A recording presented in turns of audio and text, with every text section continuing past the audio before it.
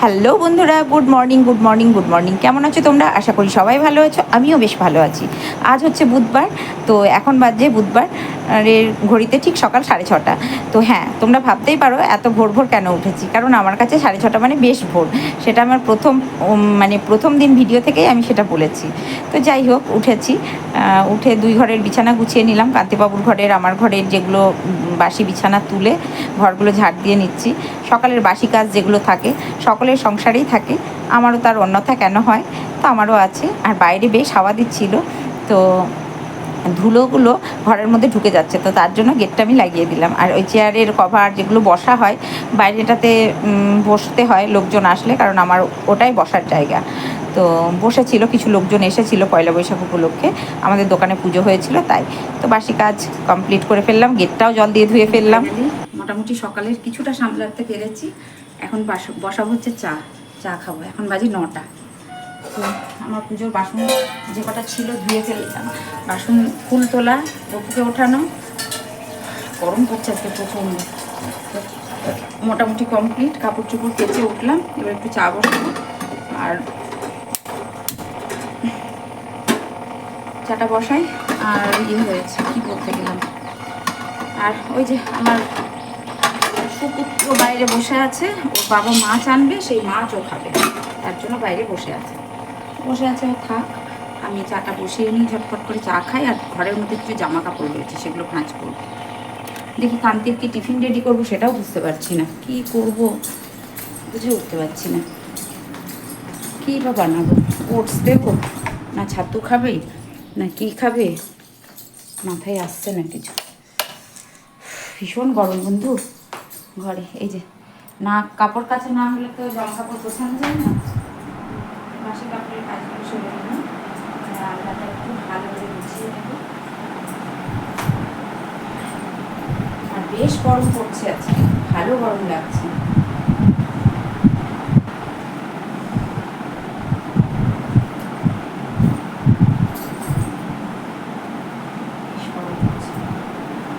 এখন সকাল 9টা বাজে, তাই এতটা গরম। আর হাওয়া নেই, এক ফোঁটা হাওয়া নেই। যে একটা হাওয়ার ব্যাপার থাকে সেটা ওঠাও।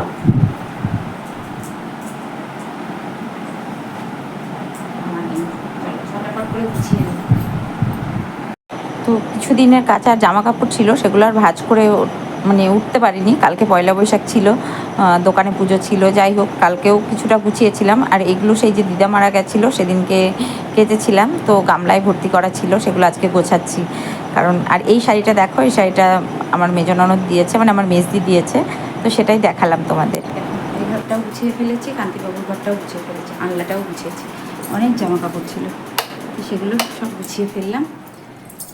কান্তিবাবুর ঘরেও কান্তিবাবুরগুলো দিয়ে দিয়েছি, ঠাকুরের এগুলো তুলবো বাসনগুলো। কান্তিবাবুর ঘর দৌড় রেডি করে দিয়েছি, সব মোটামুটি গোছানো। এবার কান্তিবাবুর টিফিন রেডি করব। ওকে আজকে দেবো হচ্ছে চাটা, আমার জুড়িয়ে জোরানপুর চলে গেল, হয়ে গেছে চা। চাটা ছেঁকে ফেলি। আর জামা কাপড়ের ঢাঁই জমেছিল, সেই দিদা মারা গেছিলো, দেখতে গেছিলাম দিদাকে, তারপর থেকে না আমার আর তুলে রাখাই হয়নি জামা কাপড়গুলো। মানে এক প্রস্ত পাহাড় বলতে পারো, পাহাড় জমেছিল। হলো ফাইনালি নিজের জন্য চা বানানো। কান্তিবাবু টিফিনটা দিয়ে তারপর চাটা আয়েস করে বসে বসে খাবো।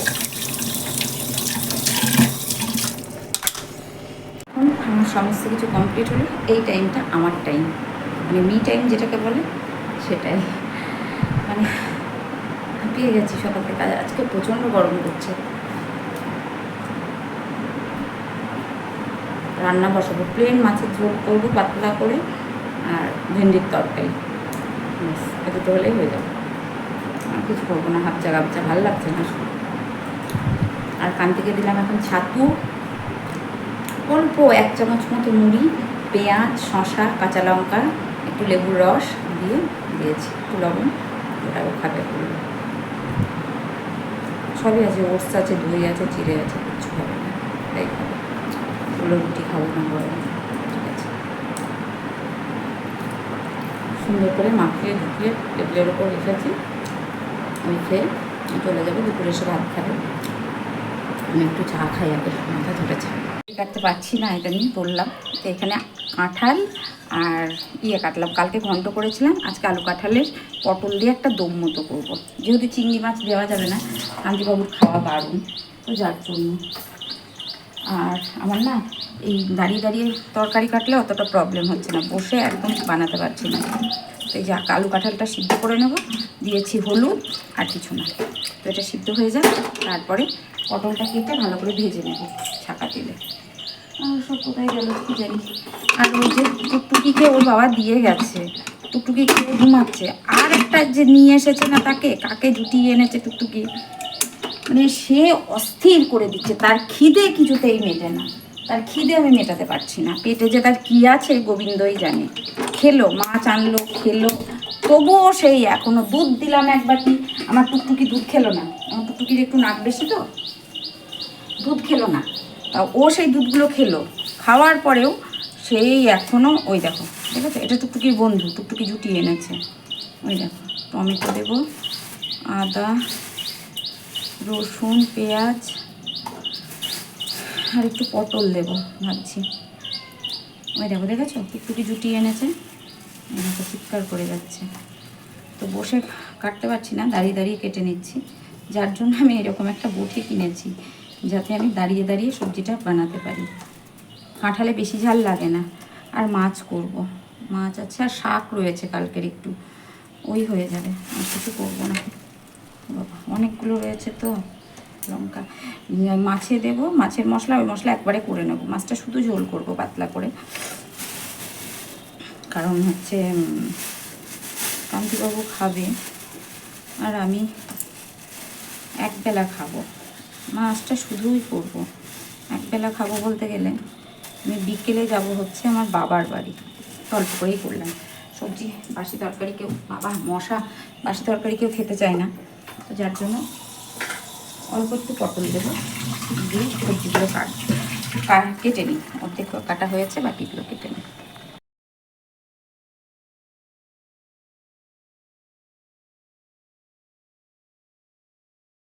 মশলা এখানে আলু কাঁঠাল একটু সামান্য হলুদ দিয়ে সিদ্ধ করে রেখেছি, এঁচোড় যাকে বলে, ওকে। আর ওর মধ্যে দেবো একটু পটল, আর এখানে পেঁয়াজ, রসুন, লঙ্কা, টমেটো, আদা সব কেটে রেখেছি। আর এখানে রয়েছে মাছ, ওই বাটা মাছগুলো দুটো কান্তিবাবুর মানে ভাজা রেখে দেবো। আর কান্তিবাবু যেহেতু মোটা মাছ খান না, তো একটা দেবো, এক পিস। আর হচ্ছে টুকটুকির মাছ ফ্রিজে ভরে রাখলাম। এবার ঝপাঝপ রান্নাগুলো সেরে নিই। আর এই যে কড়াতে দেবো তেল, দাঁড়াও আগে ঝপাঝপ করে করে নিই। মাছটা আগে করবো, তারপরে কাঁঠালের তরকারিটা করব, মানে এঁচোড় যাকে বলে। তো আমার তো এঁচোড়টা না, সত্যি কথা বলতে চিংড়ি দিয়ে ব্যাপক লাগে, কিন্তু নিজের জন্য তো ভাবি না, ওই জন্য তো প্রবলেমটা হয়। কারণ আমার কান্তিবাবু খাবে না, আর আমি সেখানে নিজের জন্য দুরকম করতে বিরক্তি লাগে। হ্যাঁ, তবে বাবু থাকলে অবশ্যই এঁচোড় দিয়ে করতাম, কান্তিবাবুর আলাদা করে দিতাম। মাছটা নুন হলুদ মাখিয়ে নিই। আর অবশ্যই দুরকম করতাম, কারণ হচ্ছে বাবু থাকলে করতাম, এটা আমার ছেলে নেই, আমার নিজের জন্য আর ভালো লাগে না। আর হচ্ছে